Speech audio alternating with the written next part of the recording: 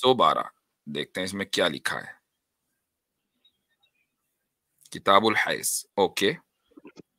उसमें तो मुफ्ती साहब हैज है, मेंस्ट्रुएशन की बात हो रही है, यूटीआई की तो बात ही नहीं हो रही जनाब। लग रहा है अच्छा, आप होमवर्क सही से नहीं किए। इसमें तो लिखा हुआ है, होल्ड ऑन, अब मैं बता दूं उसमें क्या लिखा हुआ है। हाँ बताइए बताइए।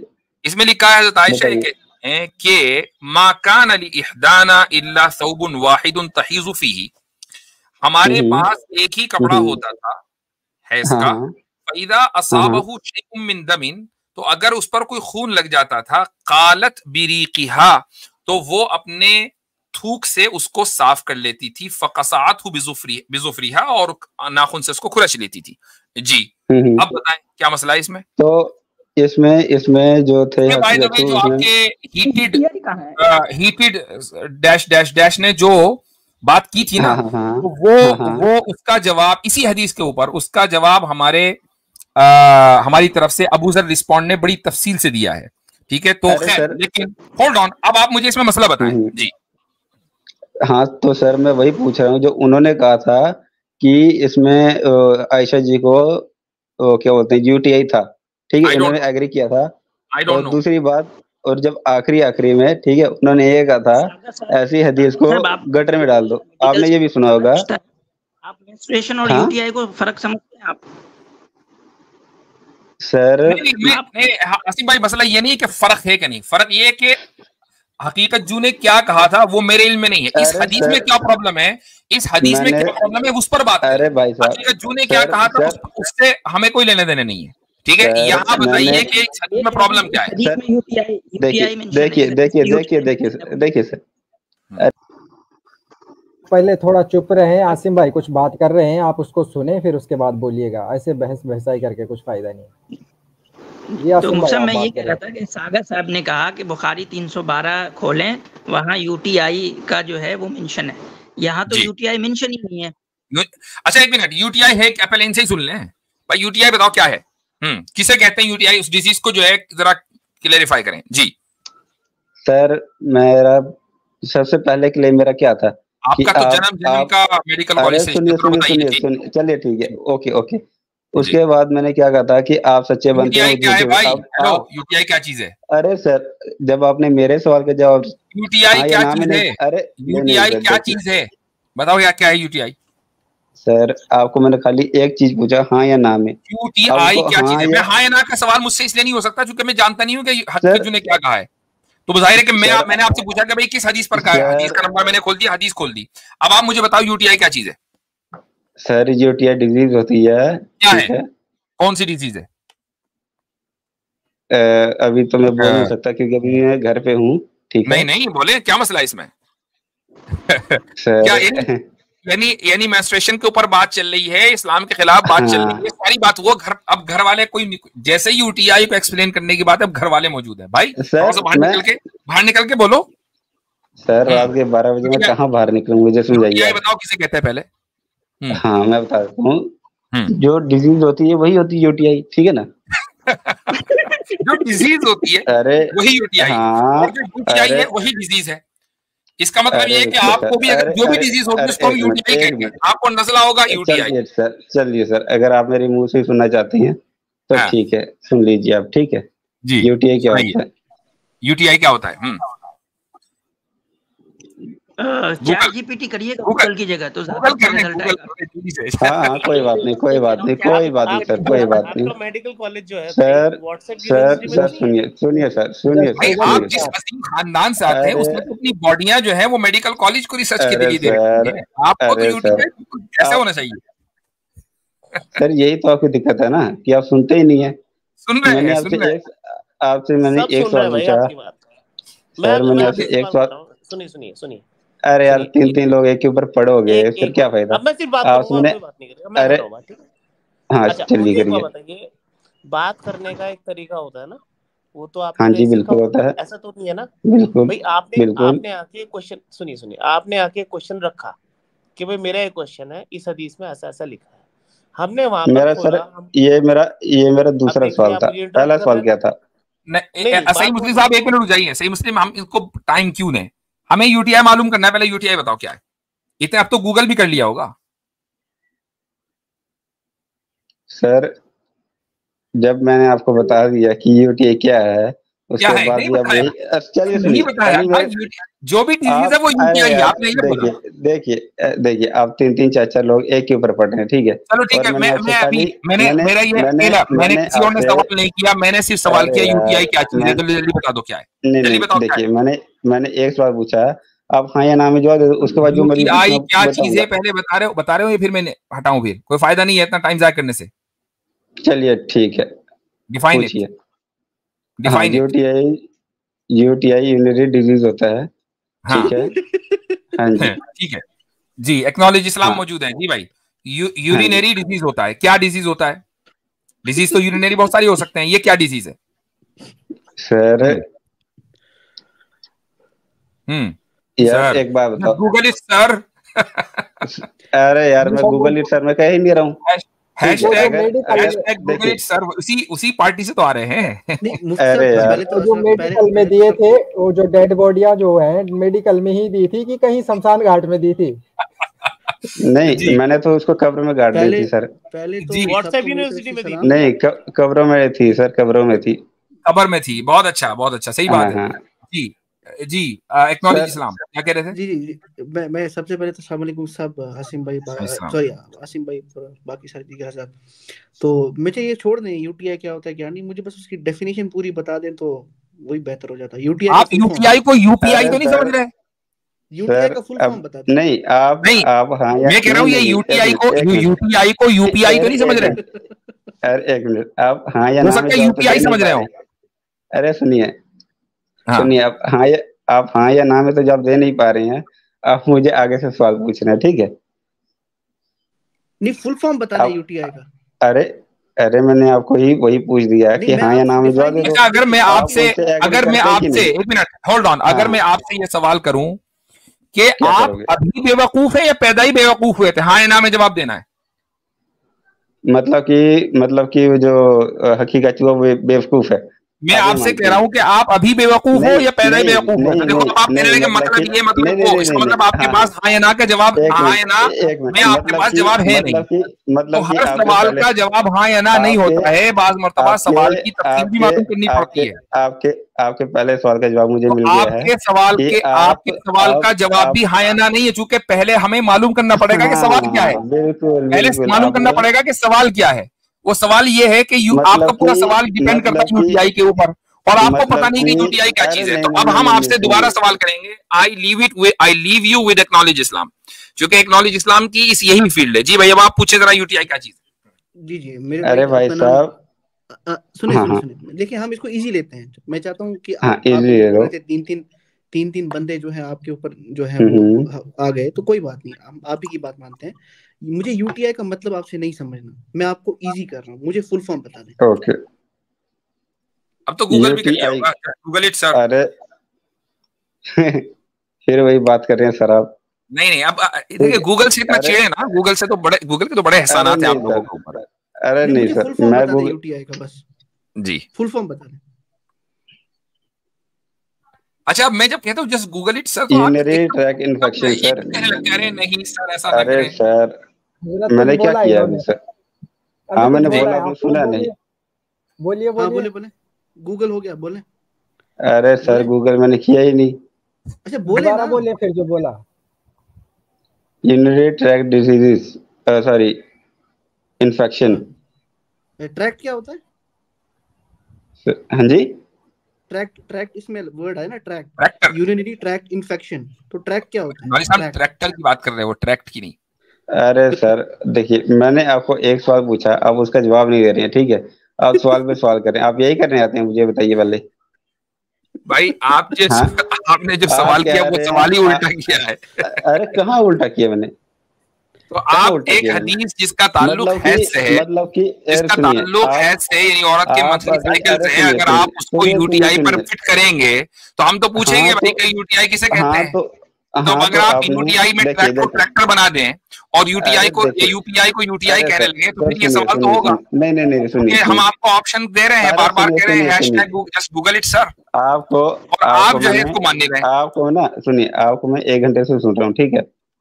अभी बहुत आप, बहुत शुक्रिया, आपने हमें 1 घंटे सुना। अभी हम तकरीबन 1 घंटा और बोलेंगे, तो 1 घंटा और सुने।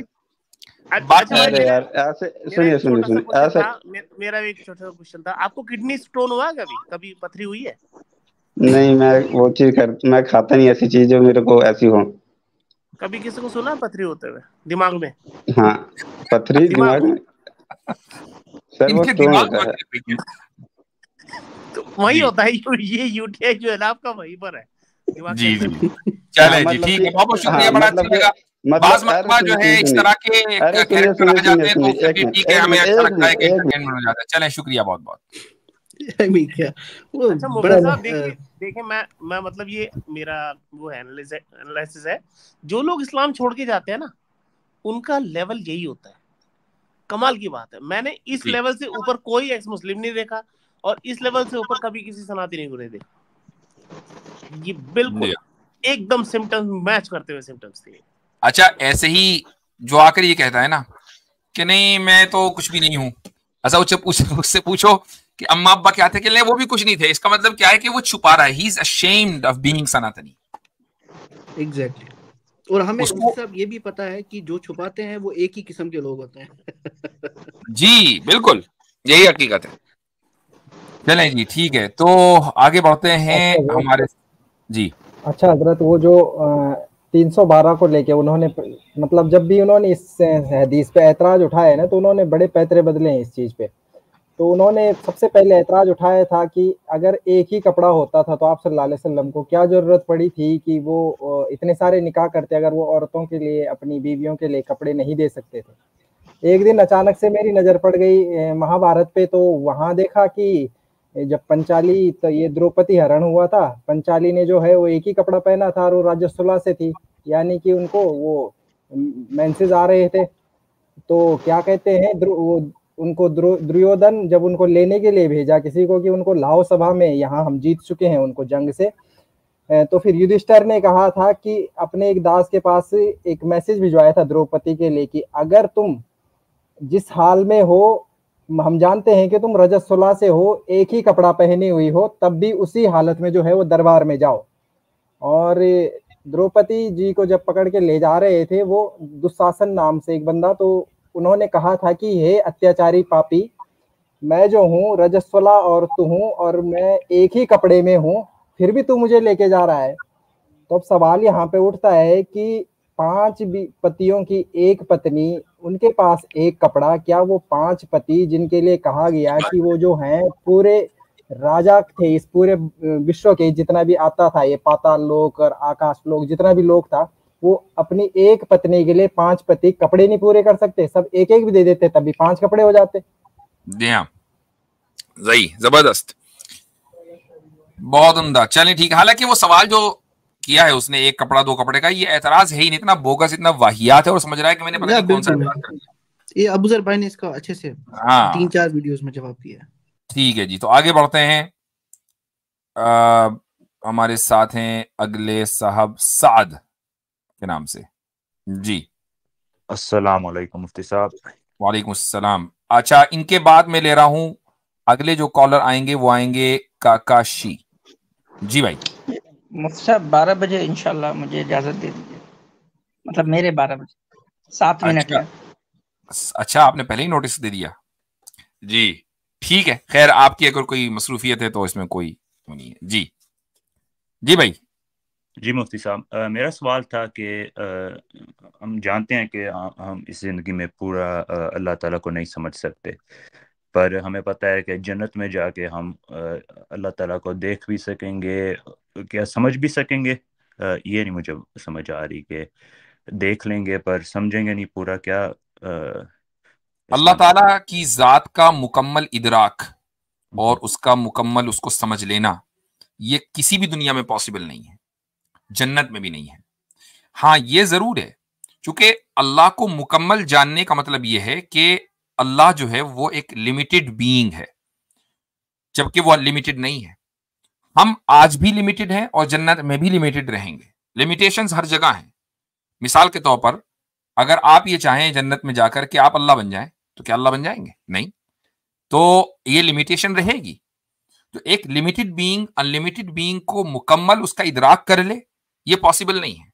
हाँ, देख लेने का मतलब मुकम्मल इदराक करना नहीं है। चांद है, आप चांद को देखते हैं जब वो फुल है, 14वीं का चांद आप देखते हैं, तो मुकम्मल चांद आगे पीछे ऊपर नीचे वो आपकी नजर में नहीं आता, बल्कि सिर्फ वही हिस्सा उसका आता है जो रोशन है सामने। तो देखना भी इससे ये लाजिम नहीं आता कि आप सामने वाली चीज का मुकम्मल इहाता और इदराक कर रहे हैं, ऐसे ही खुदा की जात है। जी ठीक है, बहुत शुक्रिया मुफ्ती साहब। एक और सवाल था अगर कर सकूं तो।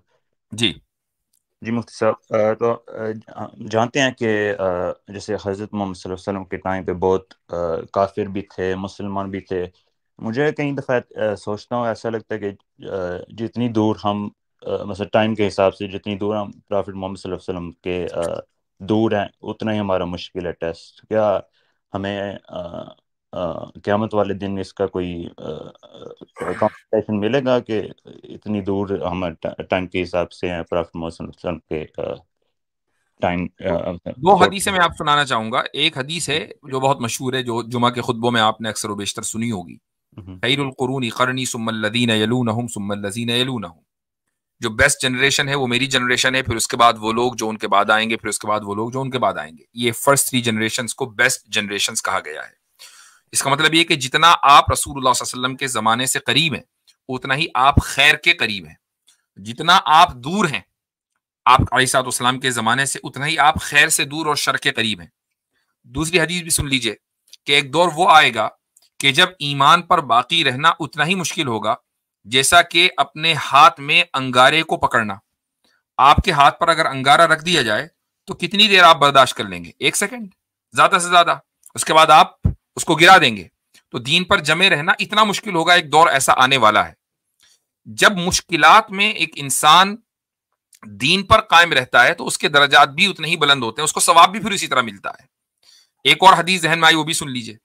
आप सल्लल्लाहु अलैहि वसल्लम ने कुछ लोगों की तारीफ की और कहा कि उनका मकाम बड़ा बुलंद होगा। तो सहाबा किराम समझे कि शायद ये उनकी बात हो रही है, तो उन्होंने कहा कि या रसूल अल्लाह, क्या आपकी मुराद उन लोगों से हम हैं? तो रसूलुल्लाह सल्लल्लाहु अलैहि वसल्लम ने फरमाया कि भाई भला तुम क्यों नहीं ईमान लाओगे?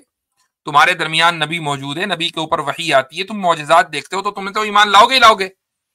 बात उनकी हो रही है कि जो हमारे बाद होंगे और मुझ पर वो बिन देखे ईमान लाएंगे और अपने दीन के ऊपर जमे होंगे। औ कमा क़ाल अलैहिस्सलातु वस्सलाम, तो उनकी तारीफ की आप सल्लल्लाहु अलैहि वसल्लम ने। तो मुश्किलात के साथ दीन पर जमे रहना उतना ही ज्यादा बाइस सवाब है। तो अब जाहिर है कि आगे जो दौर आ रहा है वो फितनों का दौर है। अब दज्जाल के सामने अगर कोई आदमी दज्जाल के ऊपर के रास्ते पर चले बगैर वो उसको मुस्तरद कर दे और अल्लाह के रास्ते पर चलता रहे, तो उससे बढ़कर और क्या उसके लिए खुशनसीबी की बात होगी।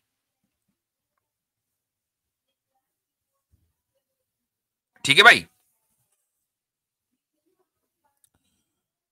आप म्यूट हैं। चलें ठीक है, मेरे ख्याल से आपके दोनों सवाल हो गए हैं। इंशाल्लाह फिर आपसे बात करेंगे। अच्छा जी, काकाशी। नमस्ते मुफ्ती साहब। जी भाई आदाब, क्या हाल चाल है? बढ़िया बढ़िया। क्या आपने कहा? बनिया बनिया? बढ़िया है। बढ़िया जी। वो नून का साउंड आ रहा था, ऐसा लगा बनिया बनिया जी। हाँ, एक्सेंट वैसे तो। कहाँ से हैं? बिहार से। बिहार से, ठीक है जी। कह रहे हैं कि ये जो बोल रहे थे, एक सीरियस नाम से व्यक्ति आए थे, वो 310 की बात कर रहे थे। एक्चुअली उसमें ऐसे जो सिम्टम बताए गए हैं जिससे देख के लगता है कि यूटीआई है, उसी पे डेनियल ने कहा था कि यूटीआई था। 312 नहीं बल्कि 310। तो आप उसी सवाल को कैरी ऑन करेंगे या आपका अपना कोई सवाल है? एक और सवाल मेरा था, आप इस पे भी चाहे तो बात करें। आपकी क्या ओपिनियन है, यूटीआई था कि नहीं था उनको? ये भी यूटीआई, इसका ताल्लुक जो है इअ्तिकाफत मा रसूलुल्लाह सल्लल्लाहु अलैहि वसल्लम इमरातुम मिन अज़वाजिही फकानत तदम्मा वस्सुफ्रता वत्तस्तु तहता व यतुसल्ली। ठीक है, हाँ। तो इसमें इसको ये इस्तिहाजा से, यानी जिसमें कंटिन्यूअस, यानी समझ लीजिए कि ब्लीडिंग होती है जो मंथली साइकिल से हटकर है, तो ये उसके ताल्लुक से है। तो इसमें हजरत आयशा ये कह रही हैं कि रसूलुल्लाह सल्लल्लाहु अलैहि वसल्लम के साथ एतकाफ किया आपकी अज़वाज में से, यानी आपकी बीवियों में से किसने, ये इसमें इसकी वजाहत नहीं है। तो उनको खून आता था और वो येलोविश था। वह तस्तु तहता, एक दूसरी हदीस में इसकी वजाहत है, मुझे याद आया, कई साल पहले पढ़ी थी। उनका नाम है जैनब। तो ये उनको भी ये मसला था, तो आप सल्लल्लाहु अलैहि वसल्लम ने उनको इलाज तजवीज किया। खैर चलें ठीक है, अब आगे बढ़ें। जी, तो यूटीआई था कि नहीं था इसमें? नहीं, ये नहीं था, ये यूटीआई से ताल्लुक ही नहीं है। तो गलत बोला उन्होंने ना, डेनियल ने। हो सकता है, अगर ये कहा है उन्होंने इस हदीस के बारे में, उन्होंने ये कहा है तो गलत कहा होगा। बिल्कुल, हम डेनियल को दिफा जी गो अहेड आसिम भाई। मैं एक्नॉलेज भाई से ये पूछना चाह रहा था कि जो इस्तिहाजा की जो कंडीशंस है वो यानी कि इन्फेक्शंस नहीं होती है, वो एक अलग चीज होती है। नहीं, बिल्कुल भी नहीं होता। यूटीआई जो यूटीआई जिसको ये बोल रहे हैं, वो तो नॉर्मली जब हम पानी कम पीते हैं ना, आपको अक्सर देखा होगा, आपको बुखार चढ़ जाएगा, आपके यूरिन में थोड़ा सा लगता है कि वो थोड़ा सा वो एसिडिक हो गया है, लाल येलो कलर का हो गया, सॉरी, तो उसको भी यूटीआई बोल दिया जाता है, यूरिनरी ट्रैक्ट इन्फेक्शन। ये तो बहुत नॉर्मल है लेडीज में, ये तो नॉर्मल सी बात है, येलो डिस्चार्ज आ जाना। और इसमें इसके बहुत सी रीजंस हो सकते हैं। ये bacterial infection is one of the reasons कि अगर येलो डिस्चार्ज हो, लेकिन वो ये वाला येलो डिस्चार्ज नहीं होता। ये वाला जो है इसमें क्योंकि स्पेसिफिकली बताया गया है, ये जो है मेंस्ट्रुएशन से रिलेटेड है, अर्ली प्रेगनेंसीज में हो सकता है, जब ब्लड और म्यूकस आपस में। और ये हजरत आयशा से रिलेटेड नहीं है बाय द वे। नहीं, ये इस्तिहाजा है अथर भाई, इस्तिहाजा है और ये हजरत आयशा से रिलेटेड नहीं है। हजरत आयशा सिर्फ नरेट कर रही है। एग्जैक्टली वही मैं बता रहा था कि जो जिस तरीके से इसको सुन एक बार, इसको जिस तरीके से आप बार बार कोशिश कर रहे हैं ना बताने की कि यूटीआई इज समथिंग डिफरेंट, और येलो डिस्चार्ज का मतलब ये नहीं होता कि वो इन्फेक्शन हो, उसके जो है मेंस्ट्रुएशन में भी रीजंस होते हैं और प्रेगनेंसी रिलेटेड भी रीजंस होते हैं। और यहाँ हदीस से हमें यही समझ आ रहा है कि ये मेंस्ट्रुएशन से रिलेटेड बात है, जो कि हम इसको इस्तिगासा बोलते हैं। जी ये मेंस्ट्रुएशन से रिलेटेड नहीं है। हाँ, इस्तिहाजा जो है वो एक यानी कि बीमारी का खून है, यानी कि वो बीमारी की एक मेडिकल कंडीशन है। अतर भाई, इस्तिहाजा जो है वो एक मेडिकल कंडीशन है, वो मेंस्ट्रुएशन या वो निफास नहीं है जो प्रेगनेंसी का निफास है ना, वो मेंस्ट्रुएशन है। ये एक्सेसिव ब्लीडिंग है जो किसी वजह से हो सकती है, मसलन थिन लाइन है वूम में, मेडिकल कंडीशन से, तो ये मेडिकल कंडीशन है। और इसका हदीस का ताल्लुक हजरत आयशा से नहीं है। ये हजरत आयशा को कंडीशन नहीं थी, हजरत आयशा सिर्फ नरेट कर रही है। और काकाशी साहब, इसमें हमारा सवाल ये है कि किसी औरत को या किसी मर्द को कोई मेडिकल कंडीशन है तो उससे प्रॉब्लम क्या है? एक नॉर्मल सी चीज है, वो जो मेडिकल कंडीशन होती है। जी नहीं, उन्होंने जो बात उठाई थी बस उसी पे उनका भी क्वेश्चन था, उसी पे हमारा भी था कि आप एग्री करते हैं कि नहीं। मेरा क्वेश्चन हम ये कह रहे हैं ये मेडिकल कंडीशन, अगर मेडिकल कंडीशन के लिए यूटीआई का टर्म एक लूजली यूज कर दिया गया है तो ठीक है, लेकिन यूटीआई एक मेडिकल कॉन्टेक्स्ट में एक बहुत स्पेसिफिक मीनिंग रखता है, तो वो लार्जली उसको फिट करना। ये जानना भी जरूरी है आसिम भाई कि किस कॉन्टेक्स्ट में डैनियल हकीकत जू ने ये टर्म इस्तेमाल की है। ये मेरे इल्म में ये बात पहली मर्तबा आ रही है। आई डोंट नो कि असल में जब वहां पे डिबेट हुई, जब उन्होंने ये सामने हदीस लाई, तो उस बंदे ने जो सामने डिबेट कर रहा था उसने ये बताया कि जो येलो डिस्चार्ज होता है, क्योंकि मैं भी वही कहने की कोशिश कर रहा था, वो इन्फेक्शंस में आता है, ठीक है, इन्फेक्शंस में आता है, लेकिन ये हाफ ट्रूथ है। येलो डिस्चार्ज सिर्फ इन्फेक्शंस में नहीं आता, ये वो ये तरीके से पोर्ट्रे कर रहा था कि इन्फेक्शंस में आता है। तो डैनियल ने वहां से बोला ठीक है, हो सकता है उनको इन्फेक्शन हो। आई डोंट रिमेम्बर कि उसने यूटीआई मतलब ये हजरत आयशा के कॉन्टेक्स्ट में कैसे बात आई, वो तो उसी ने वो बात वो कर रहा था ना, वो हीटेड वाला, जो बाद में उसने वो एक पूरी बाज़ाब्ता हम बताते हैं कि यूटीआई था। चले, मैं समझता हूं कि इस आपके सामने ये बात आ गई है कि इस हदीस का मतलब ये है।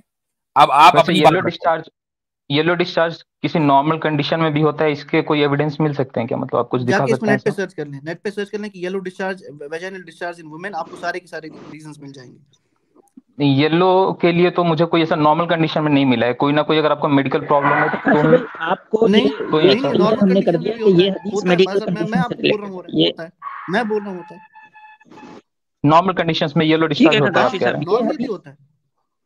ओके, एक बात कर ले जी आसिम भाई, क्या कह रहे हैं? जी, मैं ये कह रहा हूँ कि आप इसको ऐसे समझें कि ये हदीस मेडिकल कंडीशन से रिलेटेड है, दैट्स इट। एक इंसान के अंदर मेडिकल कंडीशन का होना नॉर्मल है, और मेडिकल कंडीशंस के स्पेसिफिकली वो मेडिकल कंडीशन क्या था वी डोंट नो, ठीक है। और मैं ये कह रहा था कि नॉर्मल, हमारा जो असल मसला है वो ये है कि अगर उनको मेडिकल कंडीशन थी भी तो प्रॉब्लम क्या है? नहीं, प्रॉब्लम मुझे कुछ नहीं है, बस मैं ये कह रहा हूँ कि नॉर्मल कंडीशन में नहीं होती है, जैसा एक्नॉलेज हम कह रहे थे, मेडिकल कंडीशन में ही होती है, जैसा कि आसिम भाई ने कहा। इस्तिहाजा मेडिकल कंडीशन है। जी जी जी, वही मैं कह रहा था, और वो व्यक्ति उसको यूटीआई से जोड़ के कह रहा था, तो वो गलत कह रहा था। आई डोंट नो, अल्लाह आलम वो क्या कह रहे थे, किस कॉन्टेक्स्ट में कह रहे थे, जब तक के बात सामने नहीं होगी हम कुछ नहीं कह सकते, लेकिन ये मेडिकल कंडीशन है। जी अब बोलें, कॉन्टेक्स्ट हम बता देते हैं। नहीं उसकी जरूरत नहीं, अब आप अगली बात करें, चूंकि हम उस वीडियो को जब तक नहीं देखेंगे हमें पता नहीं चलेगा। हो सकता है आप झूठ बोल रहे हो, आप अपना सवाल झूठ नहीं बोल रहे। चलिए मेरा भाई सवाल आप ये है अपना कि सवाल लेके आए। हाँ अपना सवाल रखें। जी जी, यही स्ट्रीम मैं जब देख रहा था तो पीछे शायद आसिम भाई ने कहा था कि कुछ लोगों को तो गिफ्ट में मिल जाता है इस्लाम, और कुछ रेयर लोग ही होते हैं जो कि ऐसे आके एक्सेप्ट करते हैं। तो कुछ लोगों को अगर गिफ्ट में मिल जाए और कुछ लोगों के लिए इतना रेयर है, तो ये फेयर कैसे है मुफ्ती साहब? मैंने कहाँ कही ये आप स्ट्रीम में देखेंगे पीछे तो मिल जाएगा आपको। नहीं, मैं कुछ लोग तो पैदा हो जाते हैं। मेरे ख्याल से आप मुझे कह रहे हैं, मैंने ये बात कही थी कि वो जब इस लड़की ने इस्लाम कबूल किया था कि इस एक्सपीरियंस को सही मुस्लिम जो है वो बहुत ज्यादा रिलेट कर पाते हैं, क्योंकि बहुत बड़ी तादाद मुसलमानों की वो है जो पैदाइशी मुसलमान है, वो इसको रिलेट नहीं कर पाते। शायद आप, मैंने ये बात कही थी, आप उसको भी नहीं समझ रहे? नहीं चलिए ठीक है, फिर भी ये तो सत्य है ना कि कुछ लोग जो है वो पैदा हो जाते हैं तो उनको बाई बर्थ जो है वो इस्लाम में आ जाता है, जो कि उनके लिए बड़ा फेवरेबल होता है। बाई बर्थ किसी मुस्लिम खानदान में पैदा होना जन्नत की गारंटी नहीं है। अब आप खुद देख लें, आप जिन चैनलों के ऊपर जाते हैं या जिन चैनलों से आप वाकिफ हैं, चाहे खुद ना जाते हो, जितने भी एच मुस्लिम सारे बने हुए हैं, ये सारे मुस्लिम खानदानों में पैदा हुए थे ना। आपके जो जितने भी इस वक्त एक बड़ी तादाद में, आई डोंट नो कि if you belong to that group, लेकिन ये सारे के सारे उनके हीरोज हैं, ठीक है, जिनको आप दबाकर खिला पिला रहे हैं, मोटा कर रहे हैं। तो ये सब के सब मुस्लिम खानदानों में पैदा हुए थे। क्या हुआ फिर इनका? ये तो मुसलमान नहीं रहे। तो मुस्लिम खानदान में पैदा होना जन्नत की गारंटी नहीं है। क्या चीज जन्नत की गारंटी है? मुस्लिम मरना। मुस्लिम पैदा होना जन्नत की गारंटी नहीं है। हमारे यहाँ यानी हम दुआ ये मांगते हैं कि अल्लाह हमारा खात्मा बिल खैर फरमा। खात्मा बिल खैर का क्या मतलब है? ईमान पर खात्मा हो। तो पैदाइश डिटरमिन नहीं करती जन्नत मिलेगी कि जहन्नम, मौत डिटरमिन करती है। जी, अगर मैं ये कहूं कि अगर आप मतलब प्रोपोर्शनली अगर हम देखें तो मुस्लिम फैमिली में पैदा होना आपके लिए ज्यादा। जी आसिम भाई कुछ कह रहे हैं? जी मैं इजाजत चाहता हूँ, शुक्रिया। इस कॉल को मुकम्मल कर लें, उसके बाद तशरीफ ले जाइएगा। ठीक जी जी भाई। मुफ्ती साहब अगर हम ये कहें कि प्रोपोर्शनली अगर हम देखें तो अगर आप मुस्लिम फैमिली में पैदा हुए हैं तो आपके चांसेस बहुत ज्यादा हैं प्रोपोर्शनली मुस्लिम मरने के। तो ये सही स्टेटमेंट है भाई? आप ये देखें कि सहाबा किराम में 1,24,000 के करीब ये थे। यस, इनमें से 99%, बल्कि उससे भी ज्यादा आप कह लें कुछ पॉइंट्स, ये सब के सब मुशरिक थे और बुत परस्त थे, लेकिन उन्होंने इस्लाम कबूल किया और सहाबी बन गए। तो मुल्क मुसलमान हुए हैं। आप इस वक्त मुसलमानों की तादाद इंडिया में 30 करोड़ के करीब है। तो इनमें से अक्सरियत के जो आबा अजदाद थे, जिनके हम शुक्रगुजार हैं कि उन्होंने हिंदुइज्म छोड़कर इस्लाम कबूल किया, तो क्या आप ये बात उनके बारे में कहेंगे कि उनके लिए इस्लाम कबूल करना मुश्किल था? नहीं। मलेशिया पूरा का पूरा बुत परस्त था, इंडोनेशिया बुत परस्त था, सारे के सारे मुसलमान हैं आज। जी नहीं, मैं ये कह रहा हूं ना कि अगर आप मुस्लिम फैमिली में बॉर्न हुए हैं तो प्रोपोर्शनली ये ज्यादा संभावना है ना कि आप मुसलमान मरेंगे।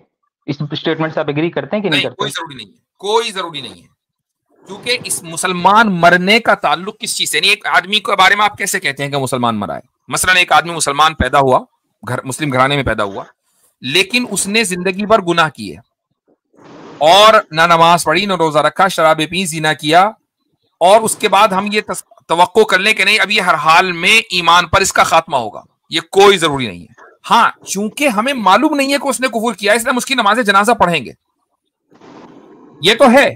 हम उसको अपने कब्रिस्तान में दफनाएंगे, लेकिन हम उसके बारे में गारंटीड ये नहीं कह सकते कि इसका जन्नत में दाखिला तय है, चूंकि ये ईमान के ऊपर इसका खात्मा हुआ है, जब तक हमें पता ना हो, और हमें पता नहीं है। मुफ्ती साहब ये तो सही है ना कि 80% कोई परसेंटेज इसमें नहीं है। हाँ, आप ये कह सकते हैं कि एक आदमी मुसलमान घर में पैदा हुआ और उसने इस्लाम के ऊपर अमल किया, अब मोस्ट लाइकली ये है कि उसका ईमान के ऊपर खात्मा होगा, आप ये कह सकते हैं। लेकिन कितने मुसलमान हैं जो दीन के ऊपर चल रहे हैं? हम तो खुद भाई, आप ये देखें कि अगर 2.5% ज़कात है तो 2.5% ही लोग मस्जिद में जाते हैं नमाज पढ़ने के लिए। 97% तो मस्जिद में जाते ही नहीं है नमाज पढ़ने। हमें तो शिकायत मुसलमानों से ये है ना। देखिए, अगर मुसलमान घर में कोई पैदा होता है तो उसका इस्लाम को फॉलो करना ज्यादा आसान होता है कि नहीं? ककाशी भाई ये समझें कि ये ईमान का जो मिलता है ना, ये बिल्कुल ही एक प्राइवेट इंडिविजुअल मसला है और ये आपके इख्तियार का मसला है। ठीक है, एक प्राइवेट इंडिविजुअल जो कि